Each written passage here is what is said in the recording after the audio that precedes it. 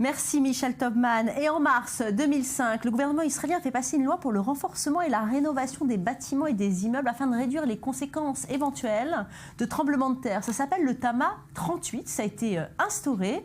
Les frais sont pris en charge par un entrepreneur et les copropriétaires peuvent ainsi consolider et rénover leur immeuble. Mais attention, il y a des contreparties. Regardez.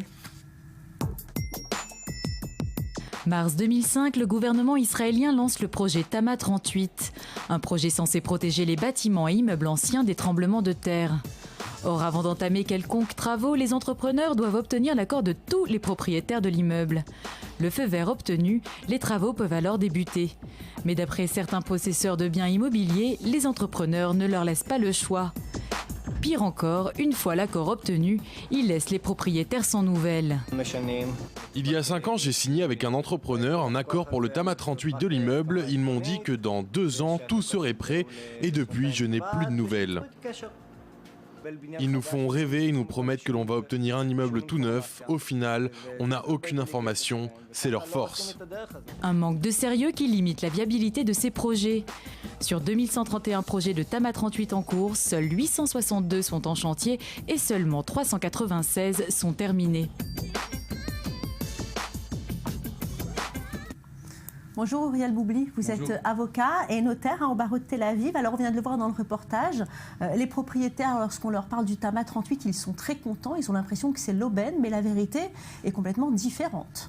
Qu'est-ce que c'est le TAMA 38 ? À la base, le TAMA 38, c'est un beau projet d'Israël qui a donné la possibilité d'un côté de renforcer des immeubles et d'un autre côté minimaliser les frais pour les propriétaires, on va dire. Israël, il y a des problèmes de tremblement de terre, il y a un risque de problème de tremblement de terre en Israël, oui. Ce matin, il y a eu un petit tremblement de terre dans le nord d'Israël, ça donne un petit exemple sur ça.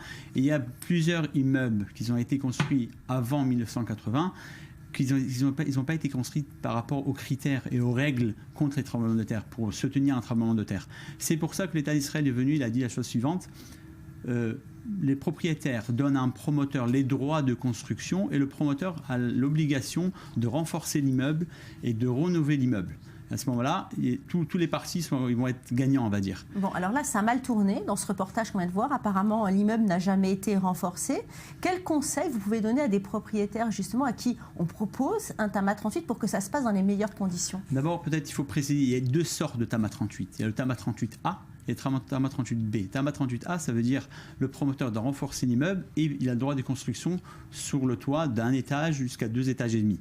Okay. TAMA 38B, on démolit l'immeuble et on construit un nouvel immeuble. C'est encore autre chose. Exactement. C'est la personne de ce reportage, je pense le vrai problème était qu'ils n'ont pas bien vérifié qui est le promoteur, ils n'ont pas bien gardé leur intérêt. Pourquoi ? Parce qu'on a dit à la théorie c'est beau, mais du moment pour faire la construction, à ce moment-là, il faut vraiment s'adresser vers un promoteur qui donne des vraies garanties.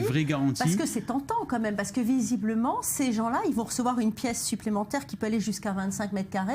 Donc si c'est à Tel Aviv, au prix du mètre carré pour l'immobilier, c'est extraordinaire de pouvoir récupérer 25 mètres carrés en plus.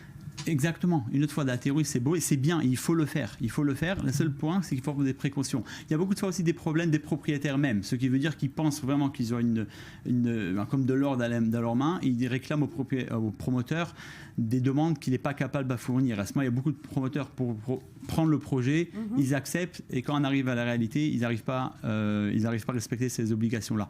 Ce qui est important d'abord, c'est tout d'abord un immeuble, un syndic, un immeuble qui veut faire un TAMA 38, s'adresser vers un avocat et vers des professionnels pour d'abord voir qu'est-ce qu'on peut réclamer. Qu'est-ce qu'on peut réclamer du promoteur, de quelle façon le faire et réclamer au promoteur toutes les obligations et toutes les garanties pour que le projet soit terminé de A à Z. Bon, alors imaginons que le projet soit terminé de A à Z, que tout se passe bien dans le meilleur des mondes. Est-ce que l'imposition sur un immeuble de TAMA 38, c'est la même que sur un immeuble qui n'a pas de TAMA 38 ? À la base de TAMA 38, c'est quoi ? À la base de TAMA 38, ça veut dire les propriétaires vendent des droits de construction. C'est une vente, et toute vente, elle doit être déclarée au fisc en Israël, et il y a des impositions, il y a une taxe d'achat, il y a des impôts sur la plus-value. Mais l'État, pour essayer de donner la possibilité de faire plus de projets, la taxe d'acquisition, il a pratiquement annulé, Et tous les frais normalement d'un Tama 38, c'est au promoteur, c'est à la charge du promoteur. Et c'est pour ça, une fois qu'il faut préciser ça dans le contrat. Dans le contrat, il ne faut pas oublier. C'est intéressant d'acheter un appartement à un promoteur qui est en train de faire un Tama 38. On les voit souvent. On les voit, ces appartements comme ça qui sont en train d'être construits et on dit à vendre Tama 38. Est-ce que c'est intéressant ça? D'un côté, c'est très intéressant parce que normalement, c'est des immeubles qui sont au centre-ville, parce que c'est des immeubles anciens qui ont été construits dans le centre-ville et maintenant ils sont en train de les renouveler. Alors c'est intéressant, mais une autre fois, si dans un contrat normal, on avait parlé qu'il faut prendre des garanties bancaires et savoir que tout l'argent est garanti, là, il faut tout bien vérifier à l'avance. Et à part ça, vérifier aussi le contrat que le promoteur a fait. Merci beaucoup, Uriel Boubli. C'est fini pour aujourd'hui. À demain pour un nouveau direct. Passez un excellent après-midi. Surtout, ne changez pas de chaîne. Vous êtes sur i24 News. Vous êtes au bon endroit.